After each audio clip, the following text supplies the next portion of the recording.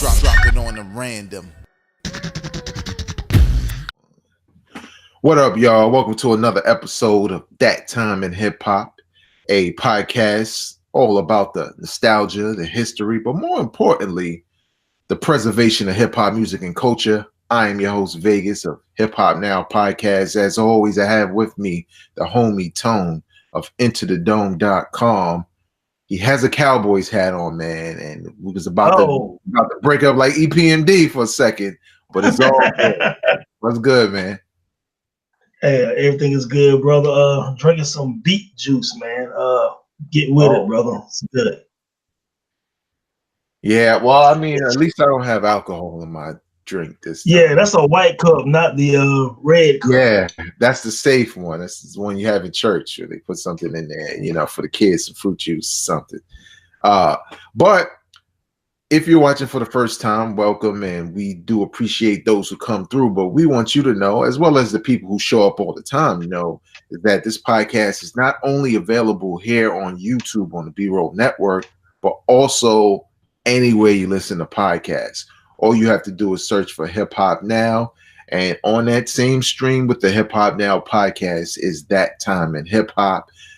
When you subscribe to that, if you can't watch videos all the time, it's all good. You know what I'm saying? It's a way to stay locked in, to get caught up, to be notified when we put out a new show, because we do shows, man. This is episode 29 for us. 29 episodes. So that means there's a lot of history we've already covered. We got so much more coming right up. But we're going to do a segment we like to call This Week in Hip Hop History. And in This Week in Hip Hop History, on February 25th, 2003, Freeway dropped his debut album, Philadelphia Freeway, on Rockefeller Records. Tone, I mean, when this album came out, I felt like it was coming out at a time where it felt like The Rock was on the decline a little bit. You know what I'm saying? It was still popping, and it had some hits on here, but it felt like, how some of these rap labels kind of had a shelf life where they were really high, and then it's like they start signing everybody and they start putting out everybody, and something gets lost in that. But it felt like Freeway should have came out sooner than he did. But the album itself is probably a lot of hip hop fans' favorite album from him. Tone, you first heard Philadelphia Freeway, the anticipation. He'd been on every track, every feature. Now he has a debut album. What was your thoughts back in 2003? You had heard him on like 1-900 Hustler and, Rockefeller Freestyles and stuff like that. So I was like, yeah, dude got some good energy. A lot of people didn't like Freeway voice. What I'm saying? He didn't have the dopest voice, but he did have a lot of passion and a lot of energy with his rhymes. So I was like, you know what? Dude might be okay. I didn't expect the album to be this good though. Yeah. When I first started hearing the singles and What We Do and all that stuff, I was like, yo, them beats are banging. Yeah. Like Just Blaze, Bink, and a couple other guys who produced on the album, I was like, yo, it's well put together. The singles was dope. I think the way the album was sequenced was dope. What I'm saying? Again, his energy along with the production together blended well, man. So yeah, my first impression was like, wow. And then it got to a point where I was like, how you start thinking about a record label. I was like, well, how many albums are better than that Freeway album on Rockefeller over the last couple of years? You know what I'm saying? Like, I was like, a couple of Jay-Z albums and, a Kanye album here and there, but, really, not that many, man.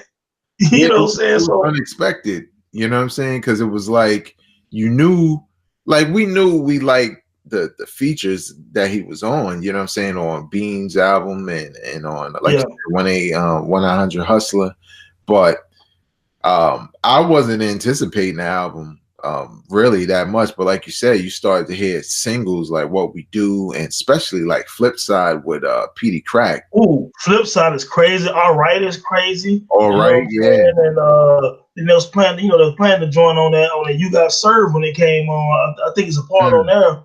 When I was playing that Freeway joint that Just Blaze produced. So you know, I did like Benny Siegel, The Truth, and a couple other albums like that. Cameron, Come Home With Me a lot, but I think that Freeway joint is right there with, to me, with that Cameron, Come Home With Me.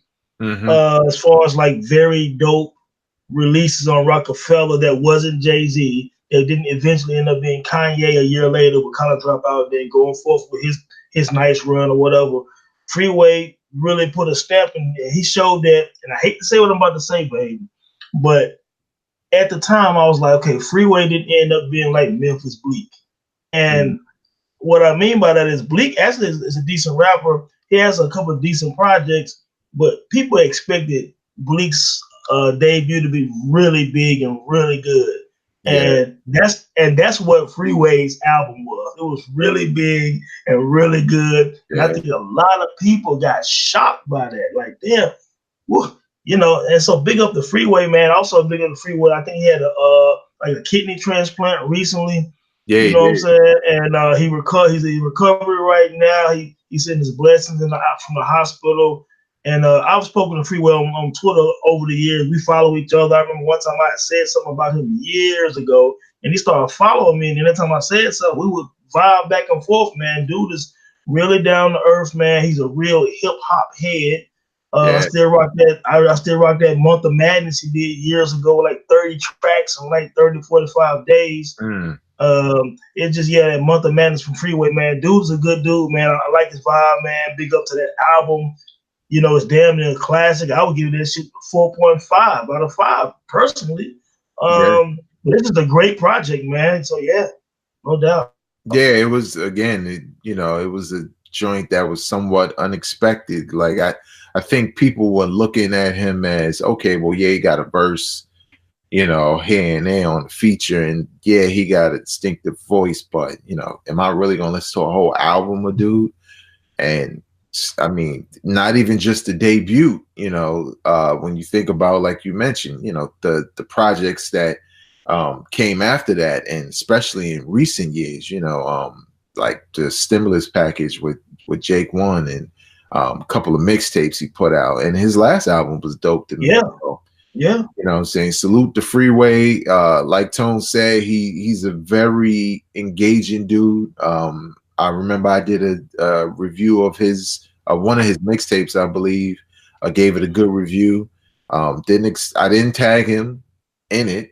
You know what I'm saying? Somehow he found his way to it and just showed, just sent some blessings, like, because I thought the album was dope. You know what I'm saying? And I think it's cool when cats do that, not just because I gave it a glowing review, but I didn't know whether or not he would watch it, and I was giving my honest review. But when you see a dude who could have his nose in the air, he wasn't the big Rockefeller fan, but he more famous than me or you or whatever in regards to people recognizing him. So he could be that way, but he's not. He's a big hip hop fan, and you know what I'm saying, he survived, a scare as far as his health goes, and he seems to be doing better with the transplant. So without a doubt, man, peace and blessings to that dude. Get well soon. And keep putting out that hip hop, and go check out Philadelphia Freeway's debut album. How did you feel about it? Leave your comment. Yeah, we're talking to you. Leave your comments in the comment section below. We love to know if y'all felt the way we felt going into it. Were you anticipating the album anyway? Whatever the case may be, we respond to everything. Just look at old videos. Leave your comments in the comment section. But now we're going to get into the meat of the show, what the show is all about, why you're here to see what we're going to talk about. And we talking about this cat back here. He been making the rounds, you know what I'm saying, from radio to the sports channels and all of that, as far as ESPN and Fox and all of that, man. Tone, tell the people who we here to talk about today. Man, we are here to talk about one of the original hustlers of hip hop, Percy Miller, aka Master P.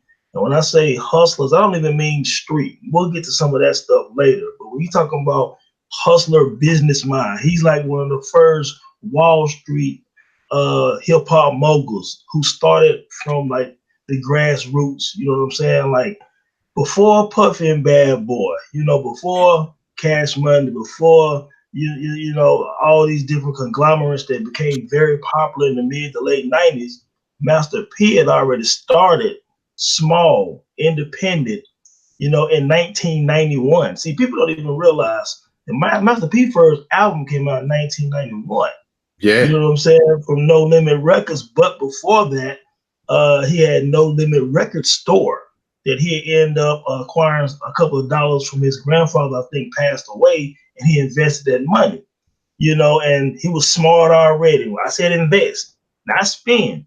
Master P started investing before he was popping. He had his record store. He turned around and started a record label. Then in 1991, he dropped his debut, Getaway Clean. I believe it was Getaway Clean, Getaway Clear. One of the two, I'm sorry. It's been a long time. But that was the start of his hustle. And he kept grinding. The next year, he dropped another album. And he kept releasing music until something stuck. Not only his solo work, but his work with his group True, with Silk, the Shocker, and C Murder, his brother. So Yeah. he was releasing albums with them 93, 94, 95 type time period. So relatively unknown, but still grinding.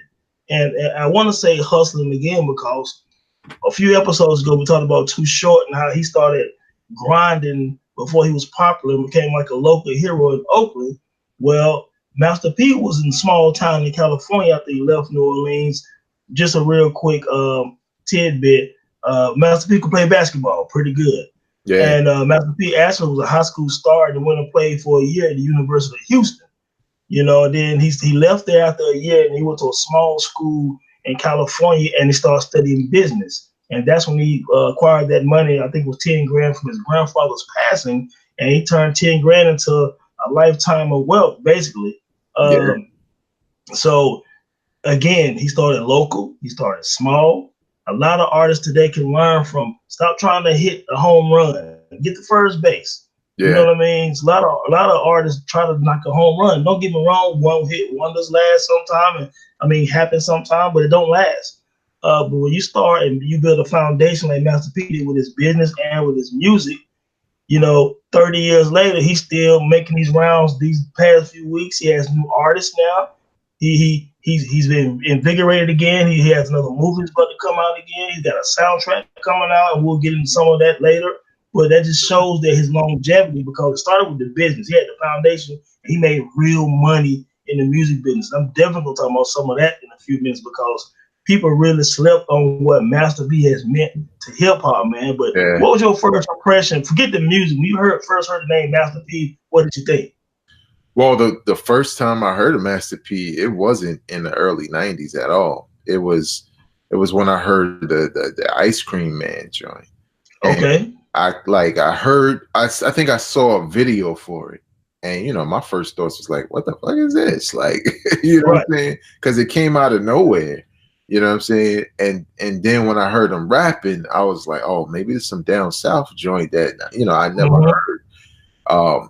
And then eventually, I think the thing that really made me pay attention is when he had the "Bout It" song, because I was like, "Yo, that song is crazy." You know what I'm saying? Like that beat, beat sound like dangerous. You know what I'm saying? And it made you listen like, yo, what the hell is this? You know what I'm saying? And he rapping on there and Mia X come on there. And I think it was shocking, you know what I'm saying? Because it's one thing, like you said, when you see somebody grinding from the bottom and they blow up. You know what I'm saying? That's a little bit different than when you don't even know about this person. And when you see them, they seem to be well established, because in the video for this joint, he's doing a show, it's packed. And for somebody like me, it's like, well, damn, who is this dude? Because apparently there's a lot of people who already love his music. And this is me, probably 97, 96, hearing him for the first time. Probably more so 97. So for me, I'm in North Carolina. I didn't hear P doing like the 91, 92 era when he first started. I actually heard Bout It. It was on the True album in 95.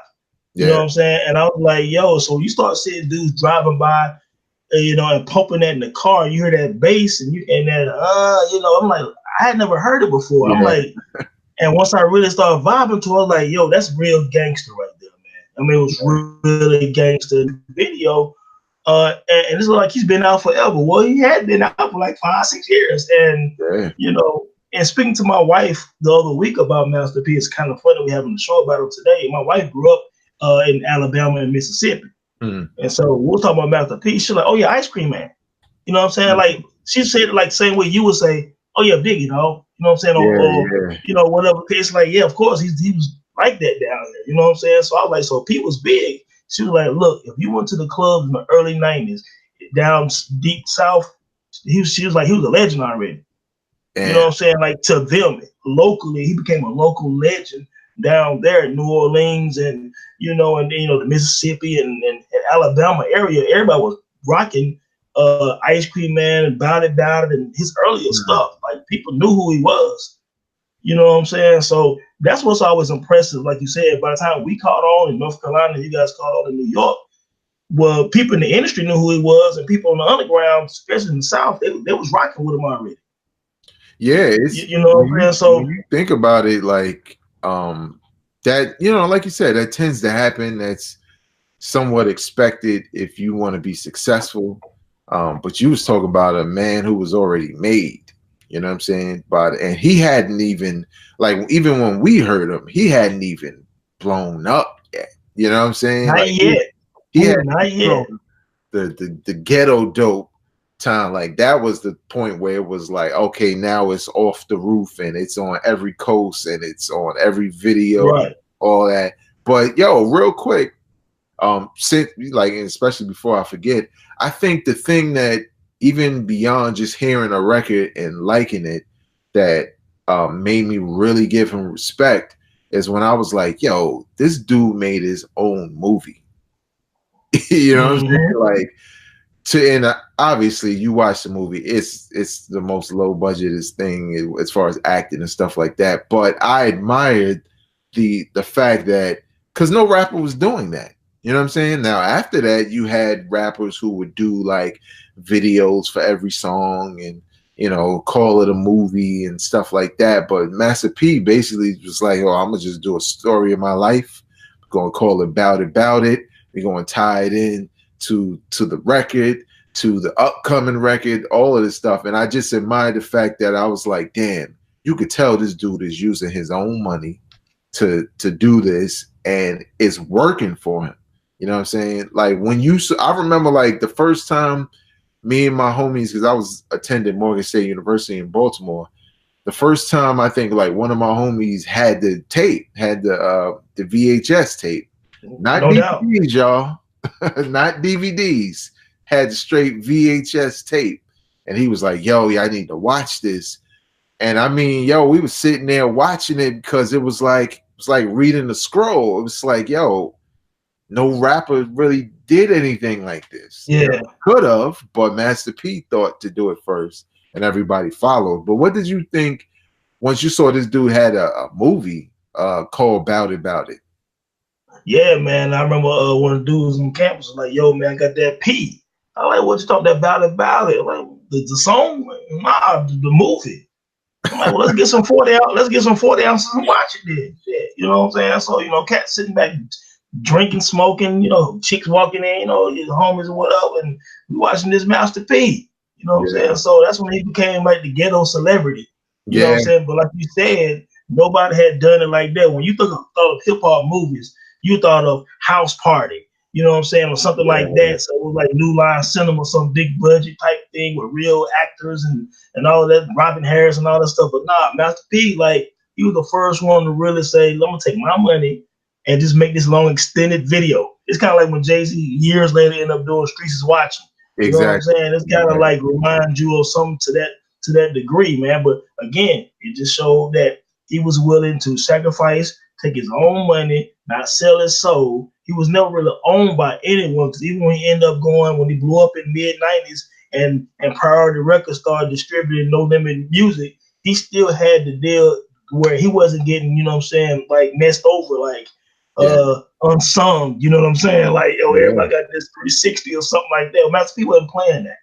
You know what I'm saying? He wasn't gonna let himself get pimped by the record business. And, you know, again, that just goes to him, you know, maybe going to business school for a little bit of time, or listen to someone maybe who knew more than what he did. You know what I'm saying? Yeah. And they end up working to his advantage, man. But yeah, mid 90s when he dropped that About It, it started spreading. But I do want to fast forward just right to 2 years after this About It and stuff really started blowing up is when the Ghetto D dropped. Yeah. You know what I'm saying? You got the Ghetto D coming around 97, you know, and then they Make 'Em Say came out, and that's when he exploded.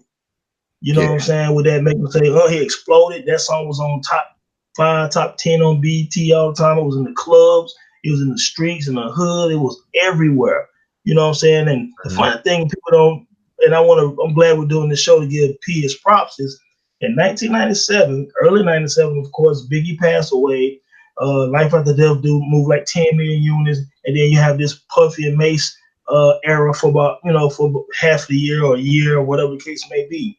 Now, during that time, Master P sells 3 million records with Ghetto D, becomes the biggest star down south at that time as far as solo. Yeah, Outkast down there, but nobody else selling 3 million records. You know what I'm saying? And having singles that were still charting and everything like that. This is doing the same time. New York is back prominent. West Coast had cooled off. It got to the point where LL Cool J did 4-3-2-1. He had to throw P on up. Yeah. You know what I'm saying? And did the video, P on the video. Yeah. You know what I'm saying? So this LL Cool J's comeback. He got DMX, Redman, Method Man, Cannabis, all stuff. Let me get Master P on there too. Mm-hmm. You know what I'm saying? That just goes to show his power. Just real quick, and we'll back up some too, because I really want people to get this. I don't want to forget this. 1 year after Ghetto D drops, 1998. We always talk about 1998 hip hop. We talk about Jay-Z Hard Knock Life selling 5 million. We talk about DMX dropping 2 platinum albums the same year. We talk about Noriega big year, and all Big Pun come out and go platinum. Yeah. Well, Master P's The Last Don sold 4 million records in 1998 and sold over 700,000 the first week. People understand that. Oh, another tidbit: The Last Don was a double CD that sold 4 million copies in 1998. So you got 2 years, 97, 98. Master P sold 7 million records in those 2 years, while New York was hot again. Hard Knock Life is dark as hell, hot, and P was still killing it. I just want people to understand that. Right? There was a movie. Yeah. Crazy. That's just, I just needed to, I wanted to make sure I got that part out. Yeah, because you know what it is? It's like you can, especially for people who were around that time, you know, especially if you were younger and, you know, you were into it, you can really lose track of things like that, of his success. You could really just think about, oh, well, when Ghetto Dope came out, that's when he was hot, but then he fell off after that. It's like, no, not necessarily. It was like, you know, he was actually bigger than ever at that point. Bigger than ever during the time when everybody else was on the rise. He was just as big as any of those guys, especially the people down south. During the Ghetto D and Last Don time, if you talk to a lot of people in Mississippi and Alabama and Georgia and stuff like that, they looked at him the same way people looked at Puff and Jay-Z. You know what I'm saying? That's facts. And also, think about this. At some point, this Forbes magazine list became this big thing in hip-hop and pop culture. Well, there was plenty of times the Master P was right there at the top of it, always in that top 3 or 4. Yeah. You go back right now and look at that. Master P had real money. You know what I'm saying? And I'd be remiss. Was you gonna talk about that Snoop Dogg situation, or do you want me to bring it up? Yeah, we could talk about that, but real quick, I think what people also need to think about is, like, even when Ghetto Dope came out, right? You know what I'm saying? I was in college, you know, this was like coming towards the tail end of me graduating eventually. You know, still had like maybe a year or 2 left, but I was in the clubs heavy, and, you know, I'm from Brooklyn, New York, but I went to school in Baltimore, and we partied in Washington, D.C. because the clubs stayed open late. And so one thing I always remember about going to parties during those different eras was like who was dominating. You know what I'm saying? Like whose set would just go on for a minute. You know what I'm saying? And Bad Boy had a good chunk of that time, especially like 95 and all of that, where they really started to kind of creep in. But Master P had a set that was just like people were going back in his catalog because, like you said, Tone, there was a lot of people who were hip hop fans who discovered him with like Ghetto Dope, you know what I'm saying? Or maybe they heard Bout It. So it got to a point where like his old stuff was hitting again because people could hear it. So when you in the club and you hearing the song Ghetto Dope, you hearing Bout It, you hearing Ice Cream Man, you hearing Make 'Em Say you hearing all these songs from Master P, this long set, and we are in Washington, D.C. Now, with them, they're kind of in the middle. You know, they love the East Coast, but they love some of that South and that West Coast probably a little bit more. But it wasn't that type of club. You know what I'm saying? It was a club that would literally play what we're used to hearing. But I also heard the same thing when I would come home to New York, where Master P was getting just as much burn as you said, Jay-Z, DMX. He was on the same rotation on radio, and the dude had been out since 1991, and he was you know what? And you know what? Just that, not only was it his music, but he had already created a lane for his entire label, where you know you have several Master P songs, then you have C Murder, F the Mother, whatever, Down with My, y'all know what I'm talking about. Then you would have Silk the Shocker, It Ain't My Fault. You know what I mean? Then you have Mia X, you had Kane and Hagel, you had Mystical end up being when they did the 504 Boys. They had a nice run of hit singles and stuff, and then Mystical became a star. You know what I'm saying? So you know, Silk the Shocker was one of the first ones doing songs, little ballads, little love kind of ballads from the South. You know what I'm saying? And stuff like that. So yeah, man. I mean, you had where also it seemed like every other damn week a No Limit record was being released. You open the Source magazine, up 3 albums come out next week. You know what I'm saying? From Master P. It just the work ethic never slowed down from when he first was grinding all the way up until he was on top of the world to a degree, and they were still releasing a bunch of music. Yeah, that's the crazy part. And you know, when you mentioned that, I started thinking like, you know what? There was like a new No Limit record dropping. Like, literally every week it was somebody dropping, and like half the time you didn't even know if you saw him in a video before. Like, wait, who's this? Like, they on the label? I think what's dope about that is you saw that and you was like, oh, it's not just Master P, it's not just Silk the Shocker, it's not just C Murder, it's not just Mia X. You know what I'm saying? You saw all these people coming, and then it was Snoop Dogg. Now, tell us about that one, Tone. How did we get to a point where Master P's doing all of this, and now he has Snoop Dogg on his label? Now, this is actually very impressive. Shows the type of man that Master P is. So obviously, Dr. Dre leave Death Row. Dr. Dre goes, after that, he started doing his own thing. He's tired of Suge Knight and all the shenanigans, Pop dead, etc. Snoop had major issues with Death Row, with his contract, with Suge and everything. Suge got locked up. Master P, during the time when everyone, and Snoop even talked about this on the Drink Champs, during that time, everyone was still scared of Suge. Master P went to prison to meet with Suge Knight. He negotiated Snoop Dogg deal. He paid for Snoop Dogg rights, his release, his publishing, everything. Master P gave Snoop Dogg his publishing from Death Row Records, people.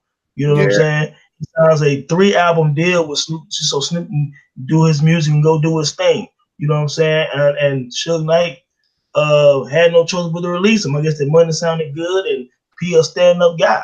You know what I'm saying? So he didn't try to strong arm and have nobody after P or strong arming P from prison. You know, a cat still got a little bit of weight. They make some phone calls. Well, he didn't do that with Master P because Master P is a real boss. You know what I'm saying? So ain't no strong arm another boss. Two bosses in the room respect each other. You know what I'm saying? For what they say, Suge Knight respected Master P. Like everyone else did. If you think about his career, I mean, nobody really came sideways with Master P. But Snoop talked about Master P sat him down. He taught him business. He taught him how to start his own Doggy Style Records. And so Snoop Dogg said that when he taught him how to start his own little label, he did the Eastsiders album. He said, and Eastsiders album sold 1 million copies, and Master P didn't want not $1. He said, man, this dude, he said, to this day, all these years later, we are still friends. And Master P was on Breakfast Club last week and said the same thing. He said, man, Snoop talked the other day, we are still friends after all these years because we honest men. You know what I'm saying? And Snoop had great things to say about Master P. And this is what he said too. Snoop said when he was looking around trying to find a label to go to, he said, Master P had real money. He said, you thought these other guys from other labels had money? He said, no. Master P had real money. He said every last one of his artists had houses and cars, and it was theirs and their name. Not that Death Row mess where everybody was really, it was Suge Knight name and everything. So when the label crumbled, everybody was getting their stuff repossessed. You know what I'm saying? Master P took care of his artists. He's an honest businessman, according to Snoop. Snoop loved him. Snoop respect him. He did them 3 albums on No Limit. And at the time, he said Master P was telling Snoop, you shouldn't go back to California right now because he had some real street issues in California. Snoop did at the time with some of the Suge Knight people. And Master P wanted to make sure he was good. You know what I'm saying? So actually, that song, F Them Other Niggas by C Murder, the original song, is Snoop Dogg's song. You know what I'm saying? He was talking about Death Row in that song. I just thought that was a cool little tidbit because that became a street classic too in the club anthem. But it was really a Snoop Dogg song. So when people heard the remix with Snoop on, that's actually the original song. Wow. It's not the remix. The remix actually is the C Murder joint, but with Snoop is on, it's the original song. But yeah, man, just showed that he had some pull, he had some weight. He took care of Snoop, he took care of a lot of his artists, and you know, they carved their own lane out, man. And I just think that's real dope because at the time, Snoop was still one of the biggest names in hip hop. Yeah, because when you think about everything you said about Master P and the situation with Suge Knight and meeting with him and how that went down and what you said about, you know, like LL bringing him on and basically the hip hop game embraced him big time because I think people could recognize that this man knew what he was doing. He was self-made.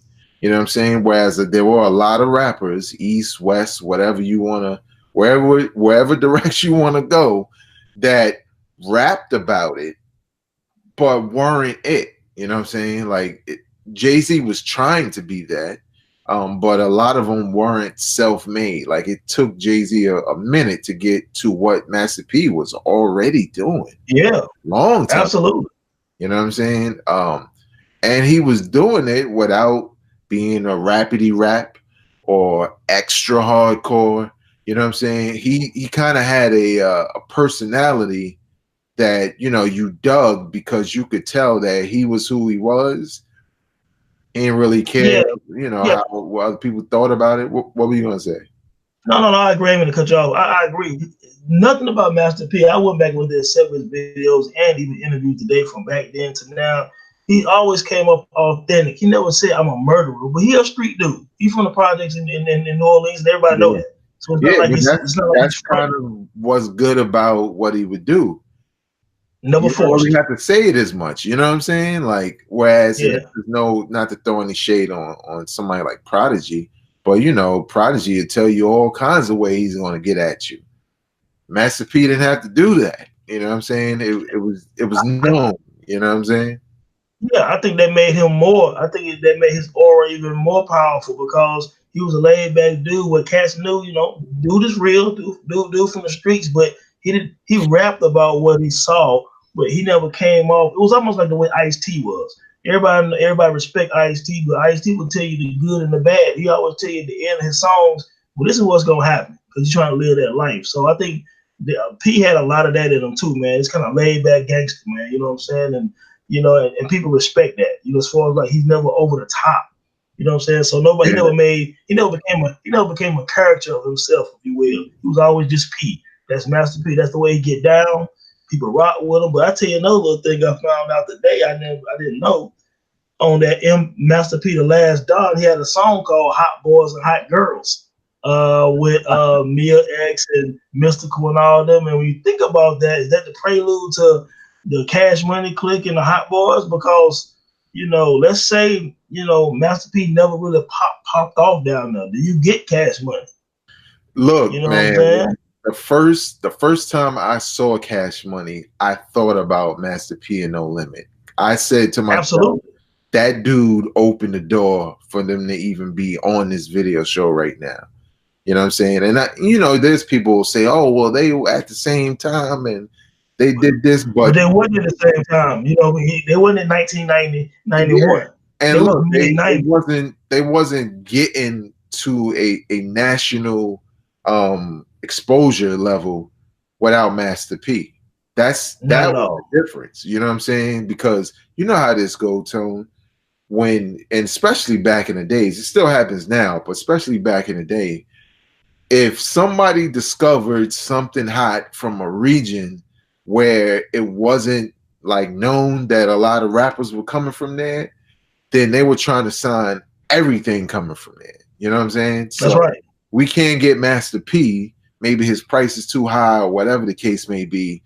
Who else is hot in that city? Oh, you got Birdman and all these young cats or whatever. Okay, let's scoop them up and put them out since everybody's feeling Master P. So I feel you, man. Like there was a song in there called Hot Boys, and then look who drops, the Hot Boys. Look who drops. That was the next thing anyway. What did you think about like Master P basically opening the door for a version of Southern hip hop that hip hop hadn't really experienced beyond, like maybe Outkast and stuff. This was a little bit different in sound and music as a whole. But what did you think once you saw Cash Money and other groups and artists start to come out the woodwork? Yeah, I don't even think people understand the magnitude of Master P's influence on the South, which ended up being his influence on hip hop in general. Because if he doesn't pop off now, I'm not saying Cash Money might have never popped off, but maybe they wouldn't have. But let's just say, for the sake of conversation, Master P don't pop off. If there's no Cash Money, of course there's no Baby and Bird and their whole movement, right? Okay, so there's no beat, maybe no BG, maybe no Juvenile. Maybe there's Hans. Maybe Hans never heard. Maybe Bling Bling is never even a hip hop terminology. You see what I'm saying? Maybe there is no Young Money at some point. There's no Young Money. There's no Lil Wayne. There's no Drake. Maybe Drake is never discovered. Maybe he stays up in Toronto as Cardinal Official. You know what I'm saying? Maybe Nicki Minaj stays underground in Brooklyn. So you see what I'm saying? So now you potentially don't have. Drake is one of the biggest hip hop artists in the history of hip hop, whether you like him or not. The numbers don't lie. So Nicki Minaj, Drake, Lil Wayne, those three have pretty much dominated the Billboard for the last almost 10 years. So that doesn't happen if Cash Money doesn't happen, because then there's no Young Money. You know what I'm saying? So then you think about even with Mannie Fresh. Maybe Mannie Fresh never blows up to become one of the most influential producers down south. So the whole so the Cash Money movement is legendary, but it comes off the shoulder and back of Master P. He's the first, and they had a little tension down there and stuff like that, which I get it. But in recent years, Lil Wayne actually did 2 songs on Master P's mixtapes back in 2015 and 16, I believe. But yeah, man, hip hop is totally different without Master P. The South is totally different. Yeah, he what people got to realize, like you said, because are we opened up to artists and producers like Lil Jon and that whole wave, and like what Master P did is he created an appetite for that style of hip hop. You know what I'm saying? So once he created the appetite, he knew he created it. That's why he was releasing all them damn albums. You know what I'm saying? He was like, yo, you want more? You want more? You want a girl? You want a group? You know what I'm saying? You want to hear my brothers? Whatever. And a lot of cats, you know, benefited from that. You know what I'm saying? Because then it became more about how can we get more of that sound? It was literally like discovering gold because, again, prior to Master P, it was very you had to be nice on the mic to be from the South and get some exposure, like Outkast, like Goody Mob. I mean, you can even, you know, I know some people don't call this the South, but you know, us New Yorkers sometimes be like, well, it's down there where you talk about like Ghetto Boys and stuff like that. But when you look at artists like that, you know, they're lyrical. You know what I'm saying? Like they have a lyrical element to their style, and that kind of appealed to what hip hop was at the time. But Master P was like, I'm not trying to be lyrical. I'm telling my story the way I want to tell it. I'm gonna give you these dope beats. We gonna have fun and blah blah blah. And it just opened the floodgates, and it kind of helped hip hop to remember that it didn't have to be as serious all the time, because I think the 90s, because the lyrical bar got raised so high after a certain point, you know, we started critiquing everything on a lyrical skill level, and artists like Master P was kind of like, yeah, but our rappers used to just be appealing, you know what I'm saying, and just make great music, and you know, you feel like you want to be him, and he's a Don for real, so there's the credibility, there's the street cred. Yeah. So, I think, you know, in general, it just goes to show, you know, even beyond the music, what the attempts in the NBA and the merchandising and the other movies that he made, you know, like the Snoop Dogg thing, like Master P just created a brand. The bigger he got in the rap game, the bigger he got as a businessman. You know what I'm saying? Because now I look at him more as a businessman than I look at him as a rapper. I forget sometimes that he was up front and center as a rapper at one point, because he's so much in the business world. You know what I'm saying? Yeah, absolutely. And just real quick on this business side, I was watching Vlad TV one day, and Eddie Griffin was talking about doing that movie called, I think, Foolish or something like that. And he said that was the first time he said Master P gave me my first $1 million check. He said, I would love him forever for that. He said he couldn't believe in his wildest dream. And so I walked up to him and handed him a check. He said, man, and it was for $1 million. You know what I'm saying? Mm-hmm. So all the stories of Master P in his business, Snoop Dogg said what he said. You know, if any listeners, you can go put Snoop Dogg Drink Champs speaks on Master P, and you can hear what he said about Master P. He said Master P had real money. He said he put him in a real good situation and position. You know what I'm saying? So you'll hear all these different stories about all different business ventures that Master P did, how many people he helped, how many doors he opened and created. I mean, he damn near was like MC Hammer at one point. He was taking care of a lot of people. You know what I'm saying? And that's why you don't hear a lot of bad stories about Master P, even from other regions and just in hip hop in general. How many people diss Master P? You know what I'm saying? It's like how many people diss Too Short? You know what I'm saying? How many people diss these kind of guys who they know are authentic, they grinded, they was true to themselves and true to their region and true to their fan base? What are you gonna say about him? He can't be whack because he's giving you what he's giving you since he started. And he never strayed away from what made him Master P. You know what I'm saying? So, I mean, yeah, I just think that he is not celebrated enough, because you think, oh, this is somebody who had a little hot moment down south and that was it. No. He's legendary in hip hop for a lot of reasons. Yeah. There's a big reason why Master P can come out in 2019. I believe he got an album or a mixtape also. But straight up do a press junket and hit all the, you know, the top spots as far as promotions go, because and people interested. Yeah, and people be interested because he has a history, and you know he's done a lot of business, and he's had his hand in a lot of outside of rap. He's had his hand in a lot of different things, and people forget that because he's, you know, he's not up front and center like he used to be. People tend to think, you know, oh well, No Limit record is like bumping like that, must be over, but they don't realize, you know what I'm saying, that it's about the business behind some of the business you're just not going to see, or you see it and you don't know Master P is behind it. That's the difference. Yeah, because I think he also had a show on Nickelodeon. Yeah. You know what I'm saying? I think he had a show on Nickelodeon. I think he's had a lot of different shows and just so many ventures in the entertainment world, Hollywood, that people don't know about. If you actually Google him, my friends listening, you'll find out that Master P is much more than hip hop. You know, he is a true business mogul. And you actually, another thing too, real quick, Bag, is a lot of different artists you heard about at certain times is having huge financial problems. Uh-huh. Well, I honestly never heard that Master P had any money problems, man. Never heard. Never heard anybody ever say, yeah, Master P selling his house, he going bankrupt. You never heard that. Yeah. I ain't heard him downsize nothing. Yeah, exactly. And that's because that is just a smart man there. And I think that's why he was embraced by everyone, you know what I'm saying, his peers and all that, because everybody knew, like, you know, even I used to say that, like, man, if I could get a record deal, like, I don't want one of them album covers, but right, they were terrible. I want somebody who I could trust, and I know I could just make my music, and he gonna put me in the right position to win.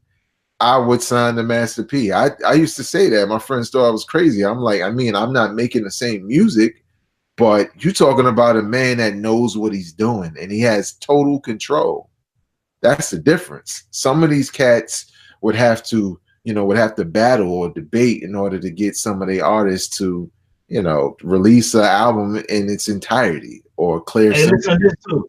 And since you said it, listen to this real quick. A recent interview with Master P also talked about business conversations on the phone or in person with a lot of people from different genres of music who wanted to do business with him and No Limit. He talked about In Vogue, T.I., Nas, a couple other people that you wouldn't even expect. You know what I'm saying? So his name ring bells because, like you said, people are like, you know what? Maybe I can get a better deal with Master P. You know what I'm saying? Yeah. Because Snoop Dogg had always sing his praise. You know what I'm saying? Still do. So, yeah, man, just seeing him on the Breakfast Club recently, he just kind of reiterated some of the stuff that we talking about, and you know, and the respect is still there. Yeah, no doubt, man. How do you feel about Master P, his legacy? When was the first time did you hear him? You know what I'm saying? What do you feel about him kind of opening the door, or not even opening, blowing the door open for South music as we know it today? Leave your comments in the comment section below, man. But now we're going to get into a part of the show where we recommend something you should go back and listen to. And my recommendation for this week is Cam'ron's sophomore album, Sports, Drugs, and Entertainment, released in the year 2000. And honestly, I had heard the single, What Means the World to You. I actually did it. Well, I didn't do the interview, but he was on my show back during this time. I had my man do the interview because he grew up with him, played ball with him and all that. But I remember that was the single, and I was like, man, what is this? And I started to play that record more and more, and I was like, damn, I kind of like this record. You know what I'm saying? Like, you know, it wasn't what I expected from him, but I kind of like it. And I didn't know what to expect from the album. I liked the concept of the whole sports, drugs, and entertainment. It was about his life. And I was like, okay, well, you know, maybe it's going to be all right. And I have to say, man, hands down, it is still one of my favorite, if not my favorite, album from Cam'ron, mainly because I think it was a deeper experience than what he would typically do. Sometimes he can, you know, just try to make dope records and have a lot of skits that are jokey. Whereas with this, you know, he was kind of telling a little bit more of his life story through certain songs. You know, he had other records on there like That's Me, that was dope. And probably one of the dopest combinations that I didn't really know what to expect. But my God, even when you hear it to this day, Losing Weight featuring Prodigy is just one of the hardest records ever, man. It just has a vibe to it, a coolness to it. Cam and Prodigy do their thing on there. And also young Beyonce is singing the hook on one of them records. Cameron alluded to that when he was dissing Jay-Z. He said he had the young thing singing about slinging crack. But nevertheless, man, very, very dope album from Cameron. This is before he lost the weight because of the IBS situation, not because of AIDS or any crazy thing like that. But definitely dope. You should go back and check it out. Sports, Drugs, and Entertainment. This is before the Rockefeller thing, all of that. This is his sophomore album on Columbia. This is back when he was on Columbia Records. But Tone, what did you think about that album, and what's your recommendation for this week? Yeah, man, SDE was dope. You know what I'm saying? Like I always said, between that and Come Home With Me were his two best albums. But then again, I do like Confessions of Fire too. So I mean, he got 3 albums I like. I like Purple Haze too. So he got 4 albums I like. You know what I'm saying? Yeah. But that was probably the one that I listened to the most back then, the SDE. I mean, I even like What Means the Word. You know, like the video in like Vegas or whatever, like the little catchy beat. Yeah. You know what I'm saying? I thought it was dope, man. And I think it Let Them Know on there too. Let Them Know was on there, yeah. Yeah, it had the ESPN. Dun, dun, dun, dun, yeah. You know what I'm saying? And the video was dope. I think he was in Harlem. But yeah, dope album, man. My pick for this week is Ice Cube's Lethal Injection. It's his 4th album. He was on a hell of a run, man. You know what I'm saying? From American Most Wanted, Death Certificate. You know, you had that Killer Will, the Predator. Then you had this Lethal Injection. You know, I think it's heavily criticized by certain outlets because he was really going at the establishment on Lethal Injection. I mean, he was doing that anyway, but on this one, you know, he had that. You know how we do Ghetto Bird. Just really dope. I really like that joint, really dope. Yeah. You know what I'm saying? I thought Cube flow was still dope. He hadn't gone into what you said was the Don Mega era. It was still Cube, West Coast Cube, without all that, you know, whatever. But yeah, man, it was a dope album. Came out like I think late was December 1993. You know what I'm saying? And just think of that run that he had, man. I think that might have been the end of his run. But nevertheless, you know, for you to have a run like that for several years is pretty amazing. And I really liked the album. You know, I thought the beats was dope. QD3 did a lot of my favorite beats on that album. Quincy Jones' son. You know what I'm saying? So a lot of people don't know that him and Sir Jinx did. You know, and Sir Jinx did work with Cube on his first like 4 albums. And I don't know what happened to them after that. Because after that, I don't recall Jinx doing much with him anymore. But he did a lot of stuff on the first few albums, and I know they were really tight at one point. So I like to know the story between him and Jinx, because Jinx had skills making beats. But yeah, man, dope joint by one of my favorite MCs. Cube has always remained in my top 10, and he has several classics, man. This is not necessarily a classic, but it's one of a personal favorite of mine. I do like the album, man. It's really dope. Yeah, I remember when it dropped, and at first it was a little jarring for me because I was a huge Ice Cube fan, because I was feeling like, man, is he trying to like cater a little bit more to the whole G-Funk sound, because that kind of became big at, you know, around that point. But nevertheless, man, it's some joints on there, and like you said, man, that was that I won't say that wouldn't be the last time he did that, because he kind of returned to that original Cube years later, with what is it, Laugh Now, Cry Later. I think that was when he went into and he came with that. It felt like old Cube again. You know what I'm saying? And Wild with Thugs, raw footage after that, right? Raw footage. He had that track We Thugs. Yeah. Anyone hasn't heard that, YouTube Ice Cube Wild We Thugs, man.